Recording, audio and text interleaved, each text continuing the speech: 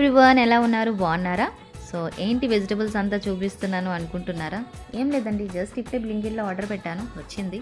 So ఏంటి ఫాస్ట్గా చేస్తే కుక్ అయిపోతుంది అని థింక్ చేస్తున్నాను. బికాజ్ ఎందుకంటే టైం 1 అయిపోతుంది. సో అప్పుడు నాకు కొత్తిమీర కనిపించింది. సో కొత్తిమీరతో ఏదైనా కొంచెం ఫాస్ట్గా అయిపోయింది రెసిపీ ట్రై చేద్దాం అనుకున్నా. సో దానికోసం కొత్తిమీర అండ్ టొమాటోస్, చిల్లీస్ తీసుకున్నాను. సో ఏం చేశానో వీడియో ఎండ్ వరకు చూడండి, తెలుస్తుంది. సబ్స్క్రైబ్ చేయడం మర్చిపోకండి, ఓకేనా? సో ఆయిల్ వేసుకోండి. ఇలా ప్యాన్లో ఆయిల్ వేసుకున్నాక దానిలో చిల్లీస్ కట్ చేసి వేయండి, ఓకేనా? కట్ చేసి వేసాక దానిలో టొమాటోస్ యాడ్ చేశాను. టొమాటోస్ యాడ్ చేశాక సాల్ట్ అనేది కొంచెం యాడ్ చేయండి, అంటే సరిపోయేటట్టుగా, ఓకే? రుచిగా తగ్గట్టుగా యాడ్ చేయండి. అలా కొంచెం ఆయిల్ ఫ్రై అయిన తర్వాత కొత్తిమీర అనేది యాడ్ చేసేయండి.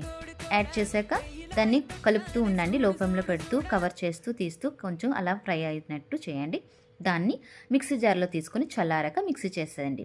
సో ఏం చేశాను, కొత్తిమీరతో పచ్చడి చేశాను. కొత్తిమీర పచ్చడి చాలా టేస్టీగా ఉంటుందండి వేడి వేడి అన్నంలో తింటే.